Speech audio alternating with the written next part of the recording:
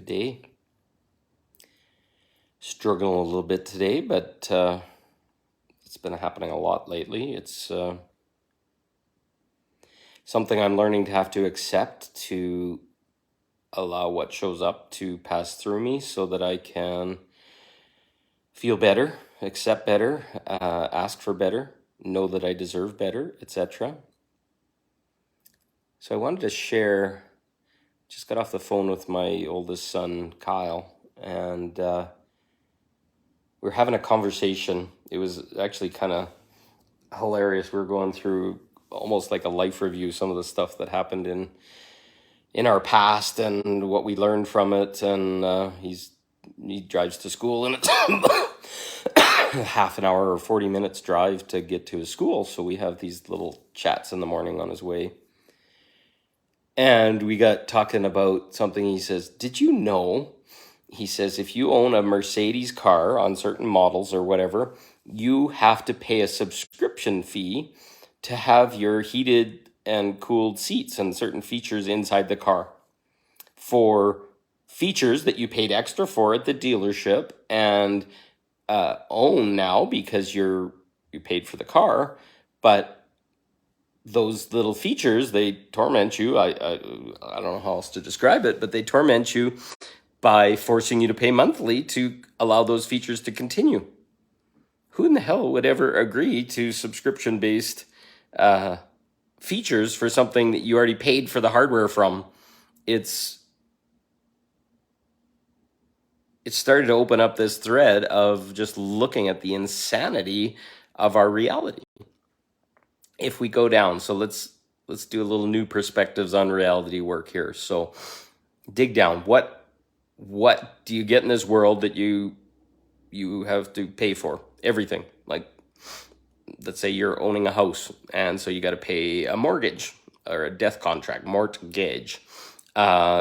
Usually they're most of our lifetime, and they're designed to just kind of keep us in barely subsisting. So you got a house, which you have to pay the maintenance on and fix, and it depreciates, or not depreciates, or wears out kind of thing over time.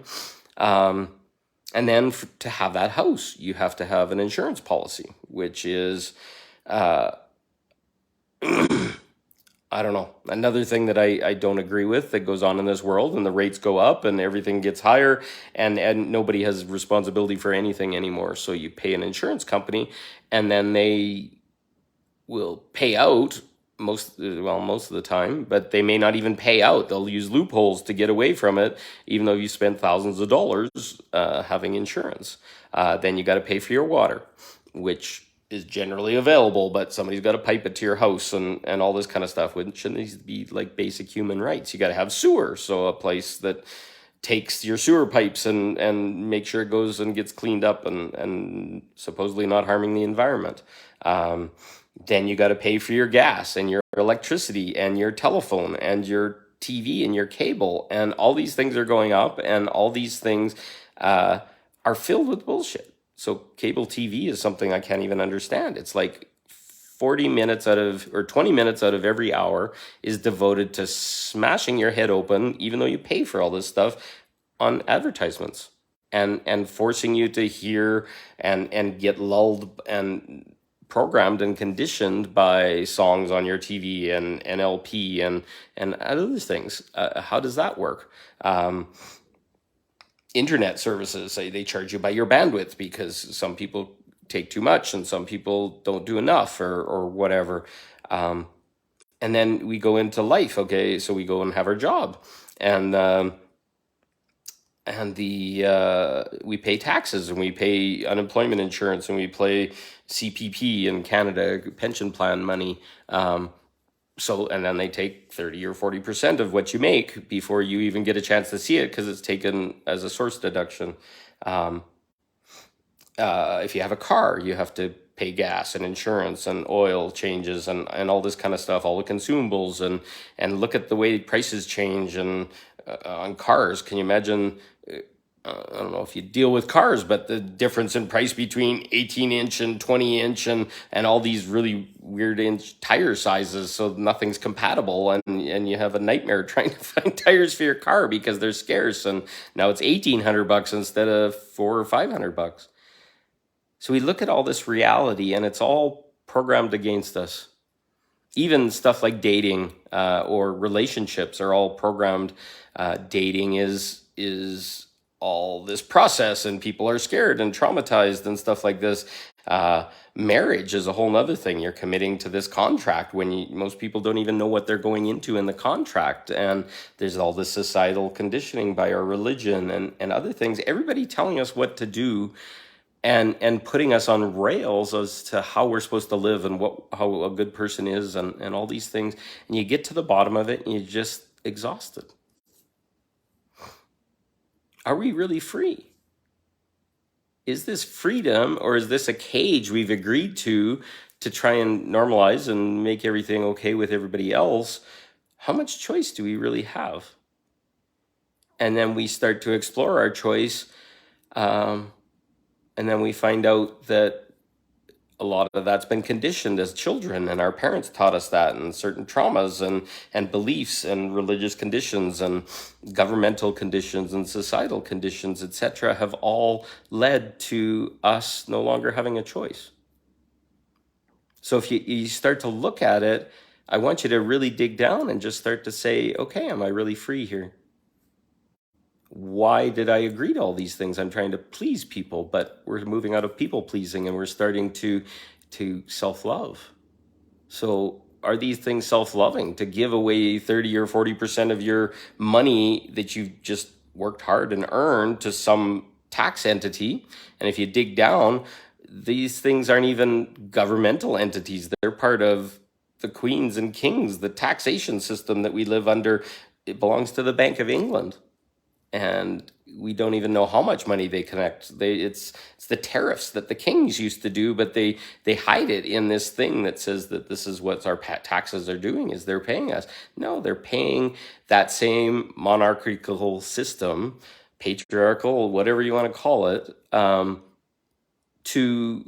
them to get rich and then to tithe us and all this kind of stuff. The Catholic Church is the richest freaking church in the world. But I lived in the Catholic Church for a whole bunch of time. You'd pay all this tithing and all this money to help the people in Mexico and Chile and whatever the thing was. And then you'd have to pay for your church as a community when the church was perfectly okay with having enough money to pay it themselves. And they actually even owned the mortgages of the churches and stuff like that. So they were making money on both ends. Once you start to see underneath all these things, you start to question everything in our reality. It's all insane. Like, why did we ever agree to this? Who would agree to this once we really start to see what's going on? And that's what we're opening to right now, is starting to see the insanity of what we've allowed to happen so that we can make a choice. And I sit with it. I move the energies daily, and I feel almost sick sometimes with the energies that are passing through me as I recognize these things and I release them, and I accept that they are, and also accept that I can see it now, and accept that there's something going on underneath and that this is no longer permitted in my reality. And then the change starts to happen. And then speaking like this, sharing it with other people, getting them to question things, getting them to really become aware that this is what we're living in. And is it okay? Do you want it to continue? Is this acceptable? Now that you see through the light and you see all the control and the bullshit that's underneath, you start to be able to say, this isn't serving me anymore. This is killing me. If anything, I'm in a cage and I have to meet all these bills and pay all these interest rates and all this kind of shit. I haven't even talked about debt and all that kind of stuff. These are cages. Debt of a house, debt of buying a new car, debt of a credit card or a loan. These are insane, especially when you're starting to pay 19% interest or whatever the rates are in credit cards. It makes you want to vomit, but it exists. And it's a tool that they've been using to control us and to make us feel shame and to feel bad that we're not meeting our commitments, especially I feel that as a man.